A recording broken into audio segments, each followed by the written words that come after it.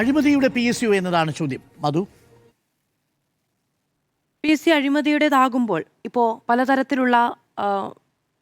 പലതരത്തിലുള്ള വിശേഷണങ്ങൾ ഈ PSC എന്നുള്ളതിന് പലതരത്തിലുള്ള പേരുകൾ കൽപ്പിച്ചു നൽകുന്നുണ്ട്. ഒന്ന്, അത് പ്രൈവറ്റ് സർവീസ് കമ്മീഷനാണോ എന്ന് ചോദിക്കുന്നത്, പാർട്ടി സർവീസ് കമ്മീഷനാണോ എന്ന് ചോദിക്കുന്നുണ്ട്, പിണറായി സർവീസ് കമ്മീഷനാണോ എന്ന് ചോദിക്കുന്നുണ്ട്. ഇതൊക്കെ പ്രതിപക്ഷത്തിൻ്റെ പ്രതിഷേധത്തിൻ്റെ ഭാഗമായി ഉണ്ടാകുന്നതാണ്. ഇപ്പോൾ നേരത്തെ സുനിൽ സാർ ചൂണ്ടിക്കാണിച്ചു വർഷം 30,000 ആളുകൾക്ക് ജോലി കൊടുക്കുന്നു എന്നത്. ജോലി കൊടുക്കുന്നത് PSCയുടെ ഔദാര്യമല്ല. ഒന്ന്, ഇനി നമ്മൾ സാധാരണഗതിയിൽ ഒരു വിമർശനം ഉണ്ടാകാറുണ്ട്, സർക്കാർ ജോലിക്കാർക്ക് ശമ്പളം കൊടുത്ത് സർക്കാർ മുടിയുന്നു എന്നുള്ളത്. സർക്കാർ സാധാരണക്കാരായ മനുഷ്യർക്ക്, ഞാൻ പറയട്ടെ, സർക്കാർ അല്ല, അങ്ങ് പറഞ്ഞതിനെ കുറിച്ചല്ല ഞാൻ പറഞ്ഞത്. സർക്കാർ സാധാരണ ജനങ്ങൾക്ക് കൊടുക്കുന്ന സർവീസിന് വേണ്ടി ചുമതലപ്പെടുത്തിയിരിക്കുന്ന ആളുകൾ എന്ന നിലയ്ക്കാണ് സർക്കാർ ഉദ്യോഗസ്ഥരെ കാണുന്നത്. അതുകൊണ്ട് തന്നെ അവിടെ ആളുകൾ ഉണ്ടാകുമ്പോൾ PSCയുടെ ചുമതലയാണ് മെറിറ്റോറിയസ് ആയി അവിടേക്ക് ആളുകളെ റിക്രൂട്ട് ചെയ്യുക എന്നുള്ളത്. സുതാര്യമായി ആ റിക്രൂട്ട്മെന്റ് പ്രോസസ്സ് നടപ്പിലാക്കുക എന്നതും PSCയുടെ ഏറ്റവും പ്രാഥമികമായ ചുമതലയാണ്. ഇതിനു വേണ്ടി ഈ സ്ഥാപനത്തിൻ്റെ, നേരത്തെ അങ്ങ് തന്നെ ചൂണ്ടിക്കാണിച്ചതുപോലെ, എല്ലാ പരമാധികാരവും കൊടുത്തുകൊണ്ട് ഒരു രാഷ്ട്രീയ പാർട്ടിയുടെയോ പ്രാദേശികമായ സർക്കാരുകളുടെയോ അധികാരത്തിൻ്റെ സമ്മർദ്ദം ഉണ്ടാകരുത് എന്ന് കണ്ട് എല്ലാ പരിരക്ഷയും കൊടുത്തുകൊണ്ട് ഉള്ള ഈ സ്ഥാപനത്തിന് എത്ര ആളുകളുണ്ട്? 21 മെമ്പർമാർ. ഇപ്പോൾ അതിൽ 16 പേരോ മറ്റോ ആണുള്ളത്. 5 പേരെ കോൺഗ്രസിന് നിയമിക്കേണ്ട ആളുകളാണ്. സാധാരണഗതിയിൽ 21 മെമ്പർമാർ. 2025 ജനുവരി മാസത്തെ പുതുക്കിയ ശമ്പള സ്കെയിൽ നിലവിൽ വന്നു. അന്നിവിടെ ആശാവർക്കർമാരുടെ സമരം നടക്കുകയാണ്. 1000 രൂപ കൂട്ടിക്കൊടുക്കാൻ ആശാവർക്കർമാരുടെ സമരം നടക്കുന്ന സമയത്താണ് PSC മെമ്പർമാരുടെയും PSC ചെയർമാന്റെയും ശമ്പള വർധന നിലവിൽ വരുന്നത്. 2,24,100 രൂപ ചെയർമാനും 2,19,000 രൂപ അംഗങ്ങൾക്കും അടിസ്ഥാന ശമ്പളം സർ.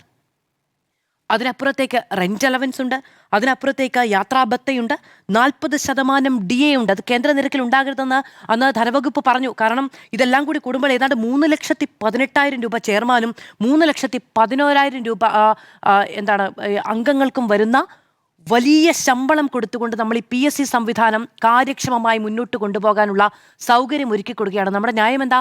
വർഷം 30,000 ആളുകൾക്ക് ജോലി കൊടുക്കുന്ന സ്ഥാപനമാണ്. അപ്പോൾ നമ്മൾ ആ ചെലവ് കൊടുക്കുന്നത് നമ്മുടെ യുവജനങ്ങൾക്ക് വേണ്ടിയിട്ടാണ്. അതിൽ തെറ്റില്ല. അങ്ങനെയുള്ള ഉത്തരവാദിത്തമുള്ളൊരു സ്ഥാപനത്തിൽ നിന്ന് തുടർച്ചയായ പ്രശ്നങ്ങൾ വരുമ്പോഴാണ് നമ്മളതിനെ കൂടുതൽ ഗൗരവത്തോട് കാണുന്നത്.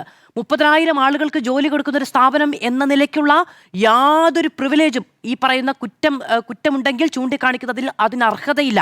കാരണം അതിനുള്ള എല്ലാ സൗകര്യങ്ങളും സംവിധാനങ്ങളും ആനുകൂല്യങ്ങളും ആ സംവിധാനത്തിനും അതിൽ ജോലിയെടുക്കുന്ന ആളുകൾക്കും ഈ വരുമാനത്തിൽ നിന്ന്, നമ്മുടെ നികുതി പണത്തിൽ നിന്ന് കൊടുക്കുന്നുണ്ട് എന്നതാണ് എനിക്ക് പ്രാഥമികമായി അവിടെ പറയാനുള്ളത്. അതുകൊണ്ട് വീഴ്ച വന്നാൽ ചൂണ്ടിക്കാണിക്കണം എന്നത് പ്രധാനമാണ്. അതിൽ തെറ്റുപറ്റിയിട്ടുണ്ടെങ്കിൽ നിയമപരമായി സാധ്യമായ എല്ലാ നടപടികളും എടുക്കണം എന്നതും പ്രധാനമാണ്. വേണ്ടി വന്നാൽ ഈ ആനുകൂല്യങ്ങൾ തിരിച്ചു പിടിക്കണം എന്നതുകൂടിയുണ്ട്. കാരണം മഴയത്തും വെയിലത്തും, ഞാൻ ഇന്നലെ ചർച്ചയിലും പറഞ്ഞൊരു കാര്യമാണ്, ആളുകൾ കാർക്കിച്ചു തുപ്പി കടന്നു പോകുന്ന ഇടത്ത് ഇരുന്നും കിടന്നും സമരം ചെയ്തവരാണ് നമ്മുടെ യുവജനങ്ങൾ. തെരുവ് നായകൾ കിടന്നുറങ്ങുന്ന സ്ഥലത്ത് മുട്ടിലിഴഞ്ഞും ശയനപ്രദക്ഷിണവും ചെയ്ത് സമരം നടത്തിയവരാണ് നമ്മുടെ യുവജനങ്ങൾ. അങ്ങനെയുള്ള ഇടത്ത് തൊഴിലിനു വേണ്ടി മനുഷ്യർ അവന്റെ അഭിമാനത്തെ പോലും മാറ്റിവെച്ചുകൊണ്ട് സമരം ചെയ്ത, ഉപ്പ് കല്ലിൽ മുട്ടുകുത്തി നിന്ന, കയ്യിൽ കർപ്പൂരം വെച്ച് കത്തിച്ച ഉദ്യോഗാർത്ഥികൾ ഉള്ള ഇടത്താണ് ഇക്കണ്ട തോന്നിവാസം നടക്കുന്നത് എങ്കിൽ ചോദ്യം ചെയ്യണം. അതിനൊരു പ്രിവിലേജും ബാധകമാകാൻ പാടില്ല എന്നുള്ളതാണ്. പരീക്ഷാരേഖകൾ പുറത്തുവിടണം എന്ന് വിവരാവകാശ കമ്മീഷന്റെ ഉത്തരവ് കൂടി വന്നതിന്റെ പശ്ചാത്തലത്തിലാണ് ഇന്നിപ്പോൾ PSC ഇതുമായി ബന്ധപ്പെട്ട് ഒരു വാർത്താക്കുറിപ്പ് ഇറക്കിയപ്പോഴോ ഇതിൽ 228 ഉത്തരക്കടലാസ് 4 ഡിവിഷനുള്ള ഒരു 9ാം ക്ലാസ്സിലോ 10ാം ക്ലാസ്സിലോ പരീക്ഷ നടത്താൻ പറയുന്ന ഓണപരീക്ഷ നടത്താൻ കഴിയുന്ന ഉത്തരവാദിത്തമേ ഉള്ളൂ. 228 ഉത്തരക്കടലാസാണ് ആകെ വാല്യൂ ചെയ്തത് ഇതുമായി ബന്ധപ്പെട്ട്. അവിടെയാണ് ഈ തെറ്റുണ്ടായിരിക്കുന്നത്. എന്നിട്ട് പബ്ലിക് സർവീസ് കമ്മീഷൻ പറയുന്നത് എന്താണെന്നറിയാമോ? ക്രമക്കേടെന്നല്ല, സാങ്കേതിക പിഴവ് അന്വേഷിക്കാൻ ചുമതലപ്പെടുത്തിയെന്നാണ് പറയുന്നത്. ആ സാങ്കേതിക പിഴവ് അന്വേഷിച്ച് വന്നപ്പോൾ ആകെയുള്ള 228 കടലാസുകളിൽ മൂല്യനിർണ്ണയം നടത്തേണ്ടിയിരുന്നത് അതിൽ 177 എണ്ണത്തിൽ 9ാം നമ്പർ ചോദ്യവും, അതായത് നമ്മൾ ഇന്നലെ വരെ കേട്ടത് എന്താ? ഈ 228 പരീക്ഷാ പേപ്പറിലും 10 മുതൽ 18 വരെയുള്ള ചോദ്യങ്ങൾ മൂല്യനിർണ്ണയം നടത്തിയിൽ 58 മാർക്കിന്റെ എന്നുള്ളതായിരുന്നു. പക്ഷെ അത് മാറുന്നു. അതിൽ 117 എണ്ണത്തിൽ 9ാം നമ്പർ ചോദ്യവും മൂല്യനിർണ്ണയം നടത്തിയിട്ടില്ല. 177 എണ്ണത്തിൽ. ബാക്കിയുള്ളതിൽ 10 മുതൽ 18 വരെയും. അതായത് ക്രമക്കേട് നടന്നതിൽ പോലും തുല്യതയില്ല. പിന്നെ എങ്ങനെയാണ് അത് സാങ്കേതിക പ്രശ്നം വന്നത്? ആ ക്രമക്കേട് നടന്നതിൽ പോലും തുല്യതയില്ല. അപ്പോൾ റാങ്ക് ലിസ്റ്റും ആ പരീക്ഷയും ഇൻവാലിഡായി പോകുന്നു എന്നതാണ് അവിടെ സംഭവിക്കുന്ന ഒരു കാര്യം. ഇനി വേറെയുമുണ്ട്. ഈ നേരത്തെ സ്മൃതി മാഡം ചൂണ്ടിക്കാണിച്ചതുപോലെ PSC വഴി നിയമനം നടത്തുന്നതിൽ ഏറ്റവും വലിയ ശമ്പള സ്കെയിലുള്ള ഈ തസ്തികകളാണിത്. 1.25 ലക്ഷമാണ് അടിസ്ഥാന ശമ്പളം, നേരത്തെ നമ്മൾ പറഞ്ഞതുപോലെ. ഇനി വേറെയുമുണ്ട്. 2019 ആസൂത്രണ ബോർഡ് ചീഫിൻ്റെ ഈ സക്കീറിൻ്റെ കാലത്തെ നിയമനം, അന്ന് എന്താ സംഭവിച്ചതെന്നറിയാമോ? 12 മുതൽ 13% വരെ മാത്രമാണ് അഭിമുഖത്തിൽ മാർക്ക് കൊടുക്കാൻ കഴിയുന്നത്. അങ്ങനെയാണ് കോടതി നിർദ്ദേശമുള്ളത്. അത് വന്ന വഴി എന്താണെന്ന് വെച്ചിട്ടുണ്ടെങ്കിൽ, ആകെയുള്ളതിൽ ഈ അഭിമുഖത്തിൽ 40 മാർക്കുകൾ കൊടുക്കാമെങ്കിൽ 36 മാർക്ക് ഒരാൾക്ക് കൊടുക്കുകയാണ്. ആ 200 മാർക്കിൻ്റെ എഴുത്തു പരീക്ഷയിൽ പിന്നിൽ നിൽക്കുന്ന ആൾക്കാണ് 40-ൽ 36 മാർക്കും കൊടുക്കുന്നത്. കൂടുതൽ മാർക്ക് കിട്ടിയ ആൾക്ക്, എഴുത്തു പരീക്ഷയിൽ ഏറ്റവും കൂടുതൽ മാർക്ക് കിട്ടിയ ആൾക്ക് അഭിമുഖത്തിൽ ഏറ്റവും കുറവായ 11 മാർക്കാണ് കിട്ടുന്നത്. സ്വാഭാവികമായും വേണമെങ്കിൽ അതിനെ ന്യായീകരിക്കാം. പക്ഷേ അതിലൊരു ക്രമക്കേടുണ്ട് എന്ന് കോടതിക്ക് ബോധ്യപ്പെടുമ്പോഴാണ് ഈ അഭിമുഖത്തിൽ കൊടുക്കാവുന്ന മാർക്കിന് അവിടെ കോടതി ഒരു പൂട്ടിടുന്നത്. ഇതൊക്കെ നിലവിൽ നിൽക്കുന്നുണ്ട് എന്നതുകൂടി നമ്മൾ ബോധ്യപ്പെടേണ്ടതുണ്ട്. ഇനി അവിടം കൊണ്ട് തീരുന്നില്ല. ഇത് ഈ പരീക്ഷയുമായി ബന്ധപ്പെട്ട 2 പോസ്റ്റുകളുണ്ടല്ലോ. ഈ പ്ലാനിംഗ് കോർഡിനേഷൻ ചീഫ് ഉണ്ടല്ലോ, ആ പരീക്ഷയിലെ കോമഡി എന്താണെന്നറിയാമോ? അതിൽ ഏതാണ്ടൊരു പകുതിയോളം 50-52 ക്വസ്റ്റ്യൻ്റെ ഉത്തരം എന്താണെന്നറിയാമോ? ഓപ്ഷൻ ബി ആ. ഓപ്ഷൻ ബി മാത്രം ടിക്ക് ചെയ്തിടുന്ന ആളുകൾക്ക് കട്ട് ഓഫിന് മുകളിൽ വരാൻ കഴിയും. അവർക്ക് പിന്നെ അഭിമുഖത്തിൽ മാർക്ക് വാരി കൊടുത്തിട്ടുണ്ടെങ്കിൽ അവർക്ക് നിയമനവും കിട്ടാൻ കഴിയും. ഇതൊക്കെ പറയാൻ കഴിയും. അത് നേരത്തെ സ്മൃതി മാഡം ചൂണ്ടിക്കാണിച്ചതുപോലെ ഞാനിടുന്ന ക്വസ്റ്റ്യൻ വരുമെന്ന് ഉറപ്പുള്ളൊരു സംവിധാനം അവിടെ ഉറപ്പുവരുത്തുകയും ഓപ്ഷൻ ബി മാത്രം ടിക്ക് ചെയ്താൽ പോലും അതായത് കറക്കി കുത്തുക എന്ന് പറയും നമ്മളല്ലേ, കറക്കി കുത്തി ഓപ്ഷൻ ബി മാത്രം ടിക്ക് ചെയ്താൽ പോലും കട്ട് ഓഫിന് മുകളിൽ വരും. പിന്നെ അഭിമുഖത്തിൽ ഇഷ്ടക്കാർക്ക് മാർക്ക് കൊടുത്താൽ മതി. ഈ നിലയ്ക്കുള്ള എന്താ പറയുക, കുത്തഴിഞ്ഞൊരു സംവിധാനമായിട്ട് അവർ നിലനിൽക്കുകയാണ്. ഇനി എന്ത് പറഞ്ഞാലും കേൾക്കുന്ന ഒന്നാണ്. കഴിഞ്ഞ സർക്കാരിൻ്റെ കാലത്ത് മുഖ്യമന്ത്രി തന്നെ പറഞ്ഞൊരു കാര്യമാണ്, PSCയുടെ വിശ്വാസ്യത തകർക്കരുത്. നമുക്ക് ഒരു നിസാമിനെയും ശിവരഞ്ജിത്തിനെയും ഓർമ്മയുണ്ടാകും. പോലീസ് പരീക്ഷയുമായി ബന്ധപ്പെട്ട് 1ാം റാങ്കും 2ാം റാങ്കും ഒക്കെ കിട്ടിയ മിടുക്കന്മാരാണ്. പിന്നീട് അതുമായി ബന്ധപ്പെട്ട വിവാദങ്ങൾ പുറത്തു വരുന്നു. അങ്ങനെ PSC ആക്ഷേപിക്കരുത് എന്ന രാഷ്ട്രീയ തിട്ടൂരങ്ങൾ വരുന്നു. പരീക്ഷയിട്ട് പിള്ളേർക്ക് വട്ടപൂജ്യമാണ് മാർക്ക് കിട്ടിയത്. ആ PSC നമ്മൾ പിന്നീട് അതിനുശേഷം കാലം എത്രയായി? അവിടെ ഒരു നവീകരണ സംവിധാനം കൊണ്ടുവരാൻ ആർക്കെങ്കിലും കഴിഞ്ഞോ? ഇല്ല. എന്നിട്ട് അതിനുശേഷം ഇതുവരെയും ഈ പറയുന്ന കുത്തഴിഞ്ഞ സംവിധാനത്തെ, വെള്ളാനയെ നമ്മൾ നമ്മുടെ വിയർപ്പും നമ്മുടെ നികുതിയും കൊടുത്ത് തീറ്റിപ്പോറ്റുകയാണ്. ഇവിടുത്തെ ഉദ്യോഗാർത്ഥികളുടെ ജീവിതം ചവിട്ടി അരയ്ക്കാൻ പോകുന്ന തരത്തിലുള്ള വെള്ളാനകളെയാണ് നമ്മൾ പോറ്റിക്കൊണ്ടുവരുന്നത് എന്നതാണ് പ്രധാനം. താൽക്കാലിക നിയമനങ്ങളുമായി ബന്ധപ്പെട്ടും ഈ അവിടുത്തെ അറ്റൻഡന്റ്മാരുടെ നിയമനത്തിൽ അവിടെ ലിസ്റ്റ് നിലവിലുണ്ട്.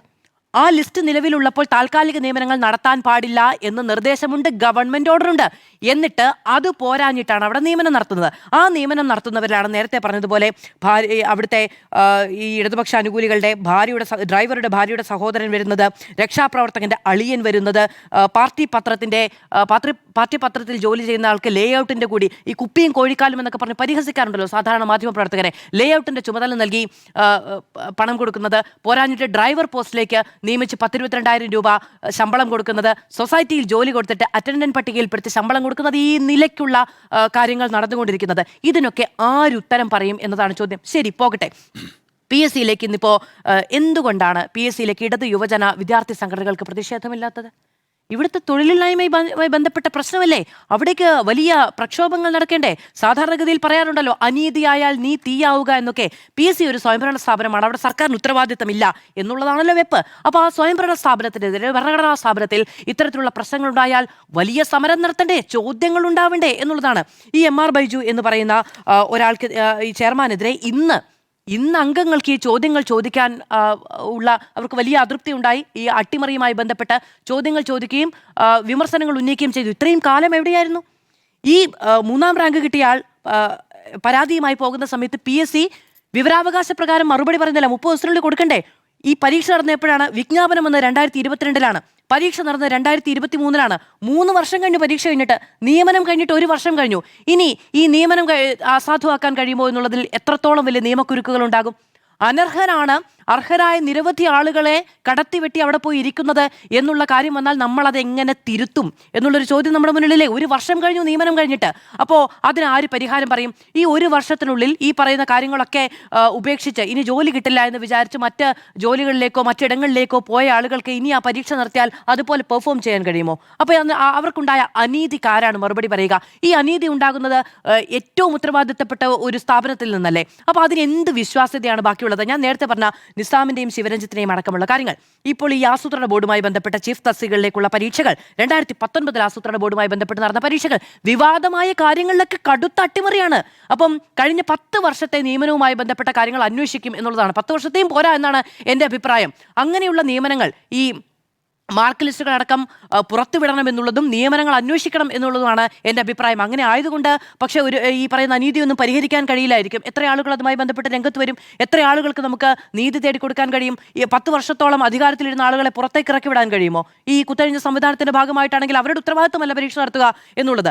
അങ്ങനെയുള്ള ഒരു പരിഹരിക്കാൻ കഴിയാത്ത കെടുകാര്യസ്ഥത അവിടെ ഉണ്ടായിരിക്കുന്നു എന്നുള്ളതാണ്. അതുകൊണ്ട് വിശ്വാസ്യത എന്ന് പറയുന്ന ഈ പുറപ്പുറത്ത് കയറി എന്നുള്ള പ്രസംഗമൊക്കെ മടക്കി വെച്ച് തെറ്റുപറ്റിപ്പോയി എന്ന് പറയുന്നതായിരിക്കും നല്ലത് എന്ന് തോന്നുന്നു.